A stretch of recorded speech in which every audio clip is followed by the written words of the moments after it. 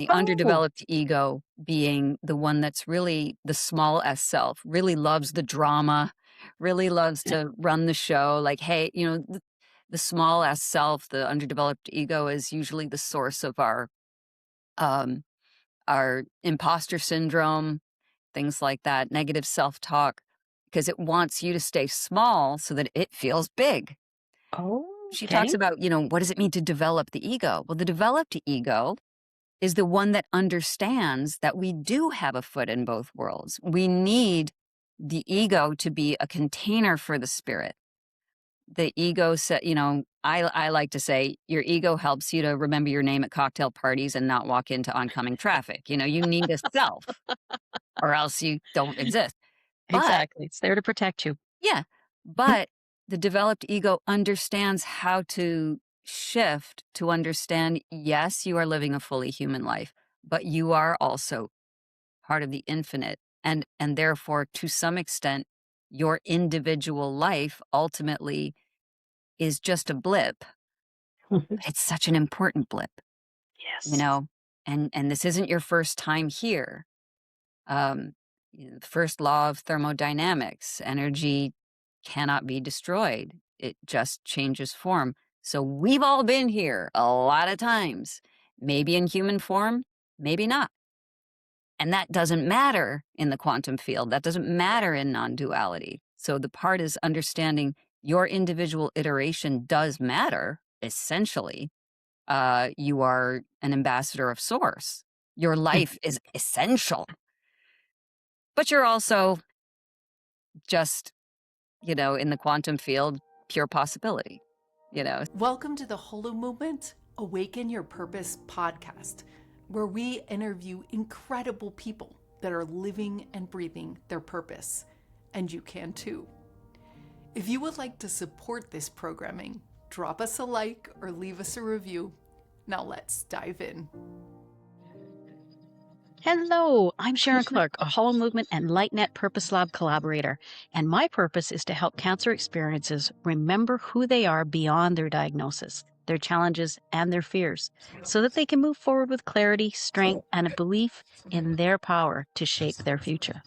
The Hollow Movement is a global movement to unite the world in shared purpose, collective awakening, and meaningful collaboration. And LightNet is a media research platform exploring consciousness, human potential, and the future of collective intelligence. Hollow Movement is currently interviewing 100 people who have not only discovered their purpose, but have chosen to live it, and how every challenge and every moment of uncertainty ultimately led them to real transformation. We believe it's important to share their journeys with you because their stories aren't just inspiring, they're a blueprint. If they can do it, so can you. Today, I have the pleasure of speaking with Rachel Astarte. Rachel is a holistic psychotherapist, transformational coach, author, and educator. Her work bridges ancient wisdom with modern science to illuminate the sacred thread connecting personal healing with collective evolution. Rachel's the author of Celebrating Solitude, How to Discover and Honor Your Highest Self, and and host of the podcast Self Talk with Rachel Astarte. Thank you so much for joining me today, Rachel. This is such an honor to have you here. I'm so thrilled to be here. Thank you. So, Rachel, what did you discover? You know what your purpose is. What did you discover it to be? Well, I would say that my purpose is twofold because it's sort of unraveled throughout my life. So, from a very early age, I felt that my purpose was to move toward my death gracefully. In other words, to make most of this life that I had. I knew I came here for a reason. Mhm. I didn't know what it was, and to make sure that I learned what it was and that I would, do my dance on this earth in a way that was that would do myself and the rest of the world service, um, and to be ready to return home when it was time. And as a child, I didn't really know what that was going to look like, but as I got older, then that purpose became clearer, and it became clear that what I really wanted to do was to help other people find their purpose, which is to help other people really figure out why they are here.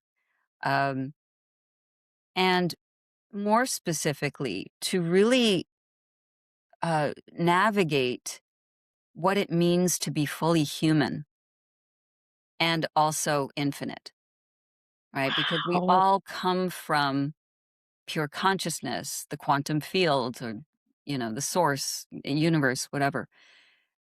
And yet we are individuals having this experience of being a one Yes, while being infinite. So exactly. my work has really been about helping people to integrate non-dual awareness with grounded human living, right? So And even though we are infinite beings, we still have to take the trash out. We still yes, have to figure out how to deal with the guy who cut us off in traffic. We still have to deal with exactly. our childhood woundings.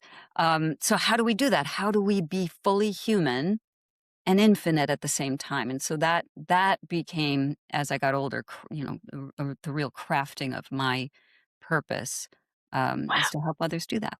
You were incredibly intuitive and intelligent from a young age. Most kids are just out playing with their toys and doing not thinking about, hey, I'm here for a purpose. What is my purpose, and how am I going to navigate that? Wow, that's incredible. That is incredible. So, at at what time in your life did you realize that this is your purpose, and what was that realize? Like you said that your purpose is to help others navigate and find their purpose. Mhm. When was the defining moment in your life when the light bulb came on? You said, okay, this is what I need to do. Well, I always knew that I wanted to, quote unquote, help people. I mean, that's the child version of it, right? Like, I want to Hmm. be helpful. Um, and, but meanwhile, yeah, all these big ideas, all this, like, I remember when I was a little girl, I would stare up at the sky trying to envision where it ends, and it doesn't. And I would get all dizzy. You know what I mean? And just like, okay, there's something here. But to answer your question, there was a moment in my childhood when something clicked for me. So I'll give you a little background. My father was a poet, a deep image poet.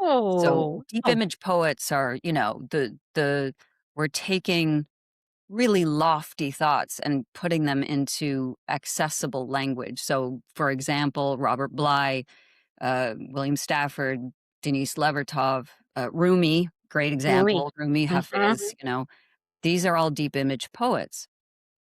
Well, my father told me a story that Pablo Neruda, who is another deep image poet, he said, you know what it's great about his poetry is you could take any poem of his and tack it up on a gas station wall, and the gas station attendant would be able to understand that poem.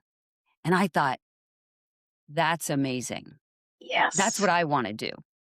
That's what I want to do. Now, I did try poetry, so I literally wanted to do that. But then I applied that to my purpose growing up. I wanted to be able to take these lofty thoughts, like, how do we have a foot in both worlds of being fully human and infinite at the same time, and make it accessible to people, What anybody, what to anybody. age what age were you thinking about all this, Rachel? Like that's just incredible. You say as a child. What age were Um, you I thinking think my about all of father this? probably told me the Neruda story when I was about 10.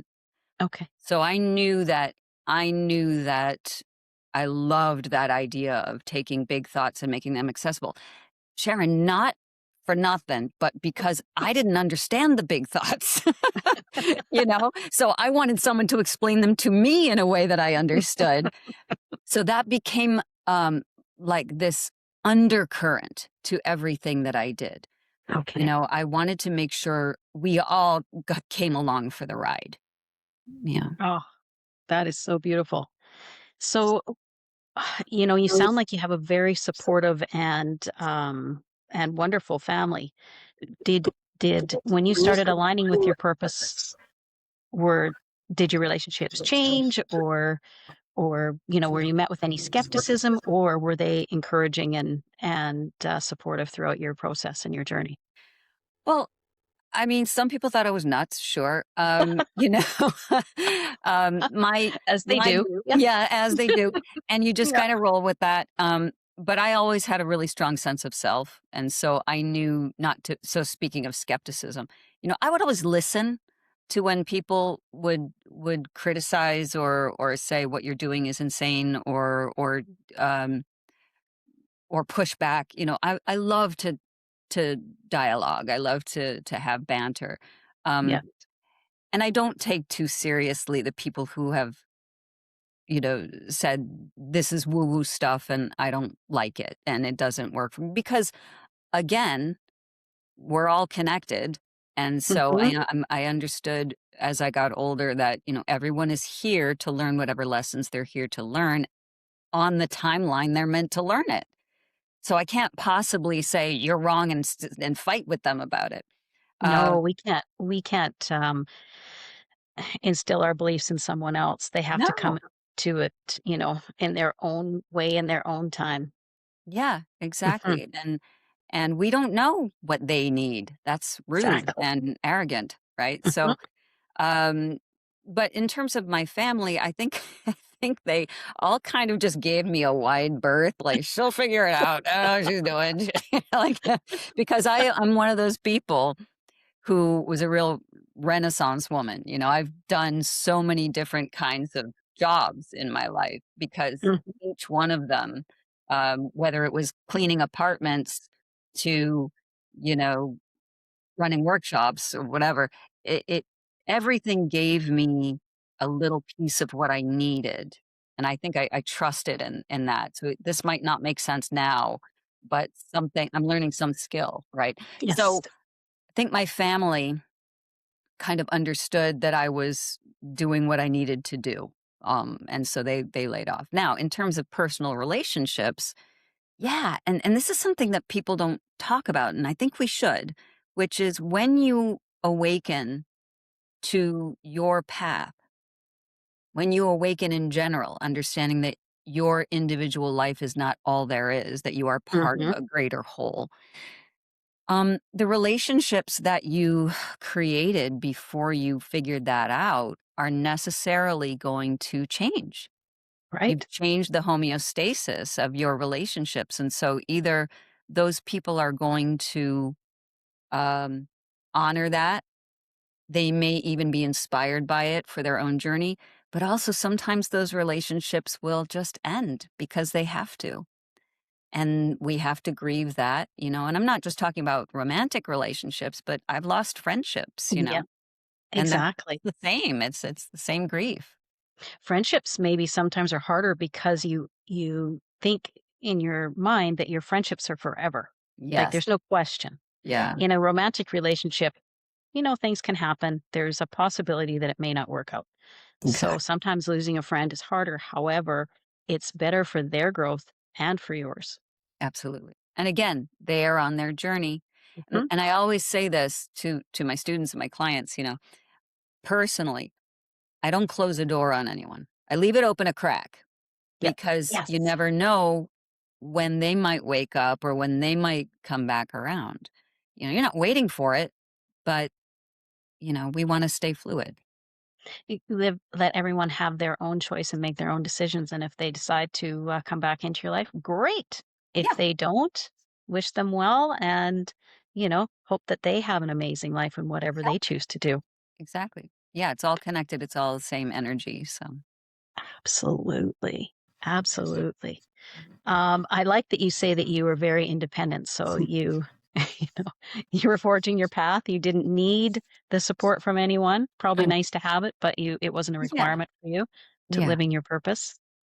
yeah. It wasn't. I mean, it's one of those things where it's like having the wind behind you.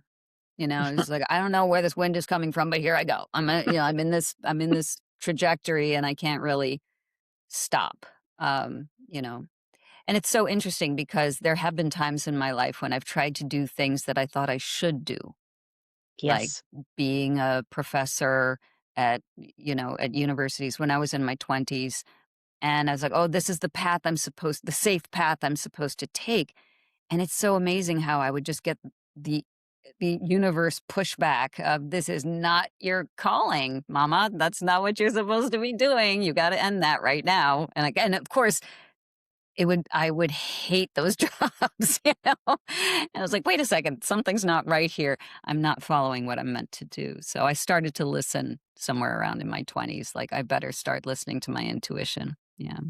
And that's the beautiful thing, as you say, the universe will push back and Mhm. give signs that, no, this isn't for you. This Yeah. is not what you're meant to be doing. Look over here. Like, and Yes. then, subtly guide you to, oh, And you I can really feel it enjoy in your this. body. You can feel it. Oh, Yeah. absolutely. And therefore, I mean, everything is energy, vibration, and frequency, right? Yeah. So when you can feel it in your body that it's not resonating with you, that's what you're putting out to the universe. The universe is like, hey, if this isn't working, come look over here. You know, Precise. what Prec about this? And it'll give you a glimpse into something that could be beautiful. Yeah. And because you were so present, you were able to say, that is interesting. Let me explore this and see what happens. Yeah. Yeah. And it does take a little bit of the, pioneering spirit to allow yourself to get it wrong, you know? Absolutely. I always say, there is no such thing as failure. There are lessons, and, even if you decide to totally change course, like I did from being a teacher only. I'm still a teacher, by the way, but, I was doing only that Mhm. to getting into more, healing work. Um, Even if you change course, it's not a failure. It's just an evolution to whatever you're meant to be next, and you're always guided and Absolutely. you're always held. That's really important to remember. Always supported. And part of those challenges when things don't pan out or work out the way we think they will, that's like you say, that's evolution and growth. And you Yeah. needed that level of growth to take the take the Mhm. next step into where you're really meant to be. Yeah. Yeah. Yeah. So what would you say, Rachel, is your biggest challenge to living your purpose? I would say finding community that wants to talk about the stuff I'm interested in. This is Uh-huh. why I found Holomovement, who wants to sit around and talk about, like, okay, so how do we live fully human lives while we know at the same time that we are infinite, that there is no self, that non-duality is the all, that That we we come are from and part of return the to. divine. Yeah, Yeah. and not slip into nihilism, right? It's just Yes. like, oh, well, I don't matter because once I return to the field, I'm just everything all at once. So what difference does it make? It's very difficult to have these conversations with people.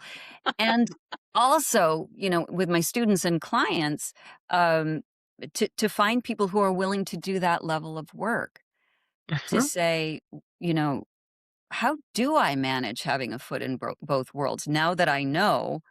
um why am I still mad at my mom all the time even though I know I'm an infinite being?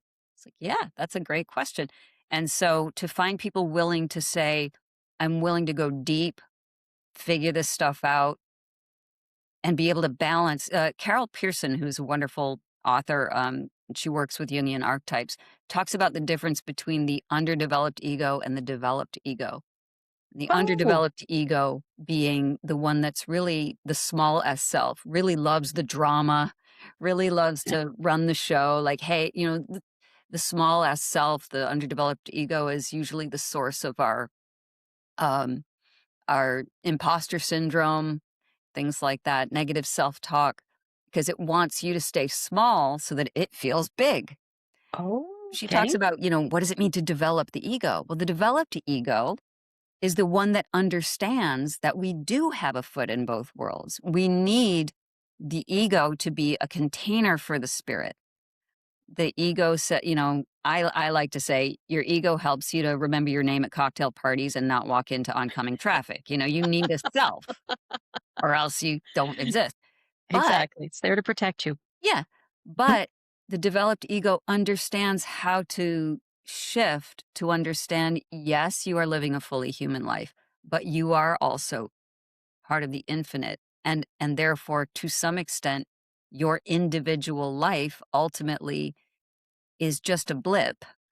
Mhm. It's such an important blip, you Yes. know, and this isn't your first time here. Um, the first law of thermodynamics, energy cannot be destroyed. It just changes form. So we've all been here a lot of times, maybe in human form, maybe not. And that doesn't matter in the quantum field. That doesn't matter in non duality. So the part is understanding your individual iteration does matter, essentially. You are an ambassador of source. Your life is essential, but you're also just, in the quantum field, pure possibility. So it's a really hard thing to swallow. What Yeah. do you think happens, Rachel, once we pass away, once we change form? Do you think we Mhm. have a choice into where we want to go and what we want to do next, or do you? I think it doesn't What? matter. What are your? It I doesn't think matter. that's the That's part the interesting. ego has trouble letting go of. Mhm. That once you've reconnected with the field with pure consciousness, it doesn't choice is irrelevant. Anything you end up being is exactly right, you know? That's beautiful. I really like that because you've just helped me. Thank you so much. Because I've always struggled with what happens next. What's Mhm. gonna, you know, Yeah. do we have Remember, choice? Do we not? when we go home, I call it home, but, when we Hmm. go back into the field, there's no duality. There's no, "This is good, this is bad. I want human form, I wanna be a chipmunk." It Yeah. doesn't matter. I wanna be a dust Mhm. mote on Jupiter. I wanna be a tree. That's the ego that wants those things, and Yes. the ego is gone. This is the scary part. It's like, "Oh, I cease to exist." Well, all the more reason to really, like, turn up the volume on your fabulous self in this Excellent. iteration that is your life. Yeah. That is absolutely beautiful. Rachel, what advice do you have for others who are looking for their purpose and passion but haven't found it yet? What advice can you give to them? Mm. Stop looking. Just stop. Just stop looking, stop striving, and just live your life. Live your life in this moment, in this moment, in this moment. There is no such thing as a moment because time is always moving. But to be, take the pressure off yourself to find what you're looking for and just be who you are, and it will come. In Purpose Lab, we talk about that, redefining what purpose even means. So a lot of the students and participants come in with this idea that purpose equals career. What am I going to do, or vocation, or avocation? It's what am I going to do outwardly? And there's a lot of pressure, and I see people at the beginning of Purpose Lab just shut down because like, this is too hard to do. And when we Because they're strip forcing away, it. yeah, when we strip away the pressure and we look at purpose being, as Mary Oliver, the poet, says, what will you do with this one wild and precious life? Oh, now we can see what purpose really means. So if you're having trouble finding your purpose, stop looking for it. You already have it, I think is the main point. It's already there. It's a matter of recognizing it because, again, as we were saying earlier, it's in your body. You'll know, everything opens.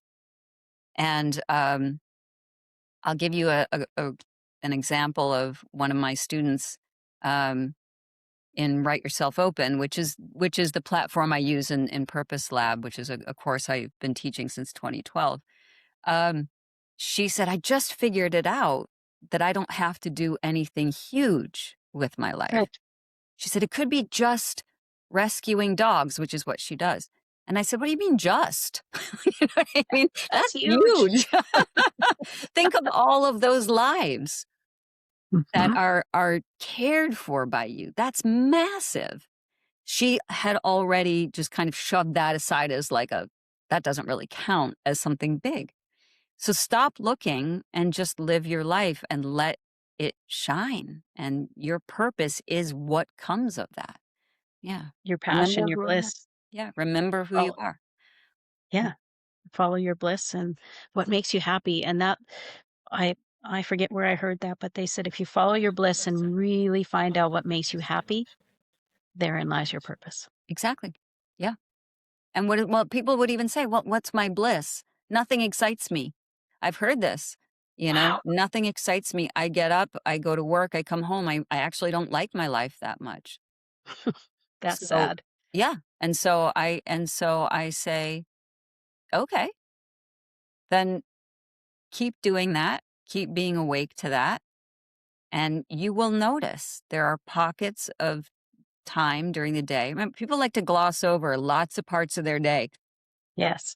And, and The when this came up in Purpose Lab, it was, well, okay, so what do you do that gives you joy? Well, I like to take a walk in nature. I like to work in my garden. Okay. Think of all of the life that you touch when you nurture your garden.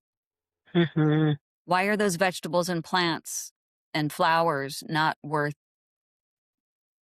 that being some aspect of your purpose? You are a tender of a garden. That's huge too.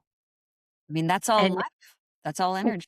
absolutely. And how many times have you lived across from or lived down the street from or driven past on a regular basis someone who keeps their yard looking beautiful and it makes you smile and Ooh, brings your heart joy there you every go. time you see that particular yard? I mean, just by looking after her yard, she's bringing joy and happiness to others as well as herself. Mhm.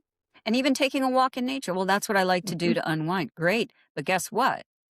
Your energy is combining with the energy of the mycelial network underneath your feet, the trees, the squirrels, the whatever. You are in conversation. That's Yes. that's also amazing, amazing. You know? Absolutely. And like you say, most people don't realize the extended potential, the connectedness that they have to everything around them. So therefore they're not seeing the larger picture. Yeah, They're yeah. yeah, They're they're they still I mean, individualized. it's like trying to see something with your eyes squinty, like, Yeah, and you're cutting off, you're giving yourself tunnel vision. Well, if you really open and relax, then, oh, wow, okay, you know? This idea of ambition is exhausting and useless. That's not who we are. This is when it helps agreed. remember the capital S self, which is the eternal self, and it doesn't require that you do anything. No, You you just know come here and be. Follow your Yes, bliss. be yourself fully.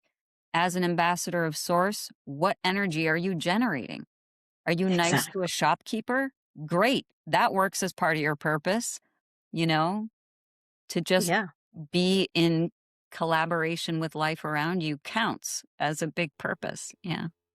So with this amazing outlook you've had your whole life and this this knowledge and wisdom that you've had, what effect do you think that living your purpose has had on those around you? How do you think they've been affected by that? Well, I can't speak for them, but I can, you know, I would love Well, to just just say like bring them all in and let's hear the answer. I can tell you what I've been told, okay.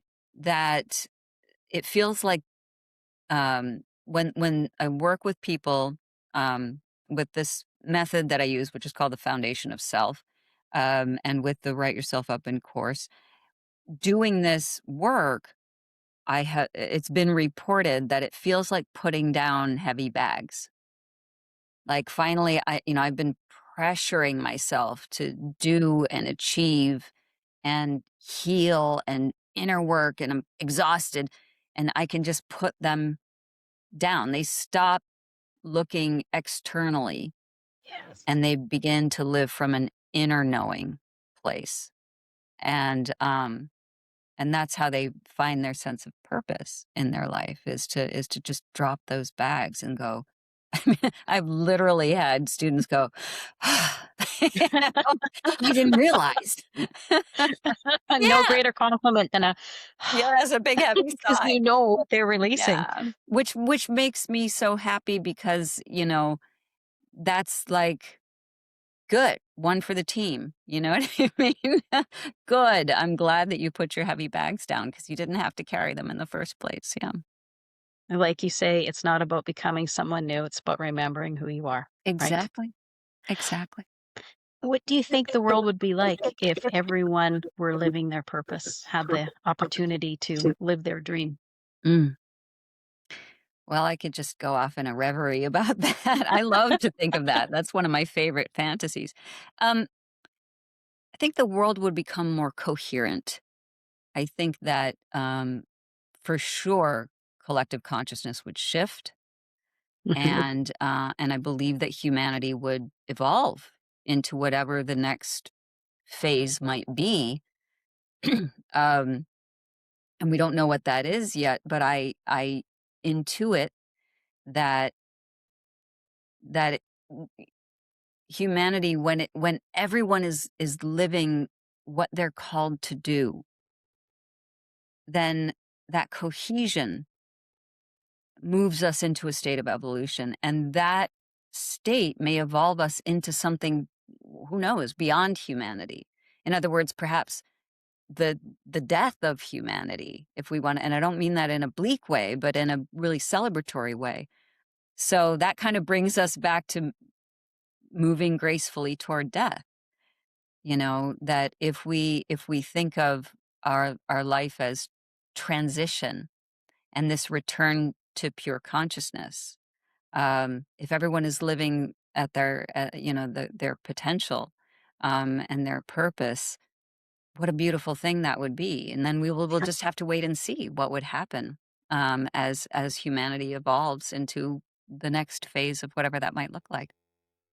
And it'll be something that beyond our comprehension, beyond our wildest dreams, beyond anything we could ever imagine, because we do have source within us. Hmm.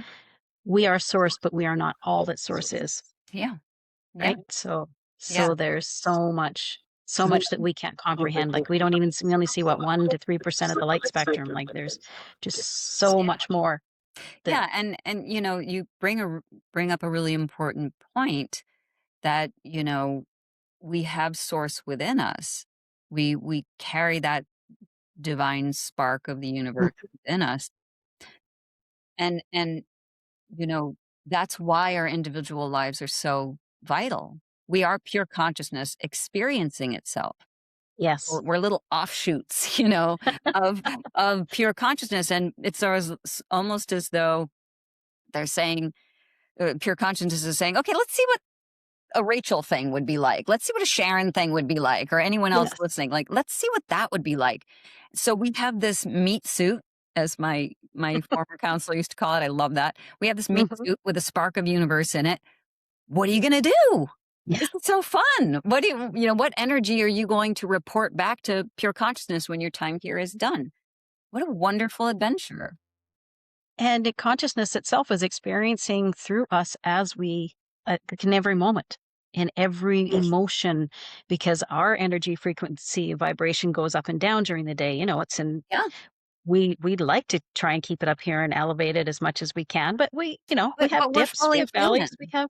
Mhm, Even the exactly. down has to be reported. This is Yes. part of what it Yes. means to be fully human. There is no wrong. We live in No. a dual world as non-dual beings. So yeah, might as well just, you know, enjoy the meat suit, enjoy the dance of being human. Exactly. See what we can create with it. It's Yeah, beautiful.